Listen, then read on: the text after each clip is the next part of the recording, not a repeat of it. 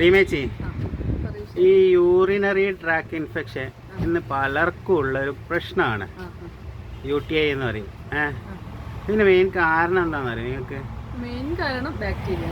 പിന്നെ കുറേ ആൾക്കാർ വെള്ളം കുടിക്കൽ കുറവായിരിക്കും. പിന്നെ മൂത്രയിക്കാനുള്ള ടെൻഡൻസി ഉണ്ടായി കഴിഞ്ഞാൽ മൂത്രയിക്കുന്ന ഇത് ഉണ്ടാവില്ല. മൂത്രയിക്കാൻ വേണ്ടി മടിയായിട്ട് മൂത്രയിക്കാൻ പോകില്ല. കൊണ്ട് UTI ഉണ്ടാവും.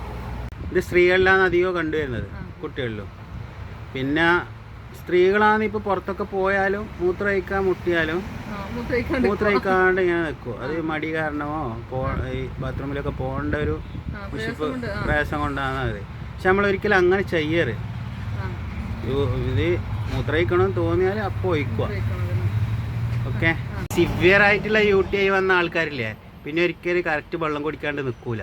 അത് കറക്റ്റാ. എന്ന് വെച്ചാല് മരണവേദന ആയിരിക്കും. അത് നമുക്ക് പറഞ്ഞറിയിക്കാൻ വയ്യ. അസഹ്യമായ വേദന ആയിരിക്കും. നീറ്റലും പുകച്ചിലും എന്നാന്ന് പറയാൻ പറ്റില്ല. മറ്റേ കത്തുന്ന പോലത്തെ ഒരു അവസ്ഥ. അതന്നെ ബേണിംഗ് സെൻസേഷൻ.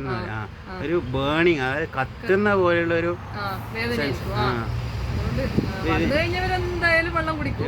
വെള്ളം കുടിച്ച് പോകും. ഇനി ഇതിന്റെ ട്രീറ്റ്മെന്റ് എന്താണെന്ന് വെച്ചാൽ മെയിനായിട്ട് ഈ ആൻറ്റിബയോട്ടിക് ട്രീറ്റ്മെൻറ്റ് തന്നെയാണ്. പിന്നെ ഈ ബേണിങ് ആ സെൻസേഷനൊക്കെ മാറ്റാൻ ഈ യൂറിന് അസിഡിറ്റിക്ക് pH നിന്ന് ആൽക്കലി pHയിലേക്ക് മാറ്റുക. നമ്മൾ ഈ സിട്രാൽക്ക പോലെയുള്ള മരുന്നുകൾ കൊടുക്കും. വെള്ളത്തിൽ ചേർത്തിട്ടാണ് വെള്ളത്തിൽ ചേർത്തിട്ട് അത് കുടിക്കുക.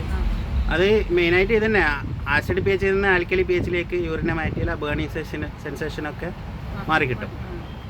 പിന്നെ ഈ നൈട്രോഫ്രൻഡി പോലെയുള്ള ആൻറ്റിബയോട്ടിക്കുകളും ഇതിനു വേണ്ടി ഉപയോഗിക്കാവുന്നതാണ്. അപ്പോൾ എല്ലാവരും പരമാവധി നല്ലോണം വെള്ളം കുടിക്കുക. എന്നാൽ തന്നെ ഈ UTI യൂറിനറി ട്രാക്ക് ഇൻഫെക്ഷൻ പരമാവധി കുറയും. Okay, thank you.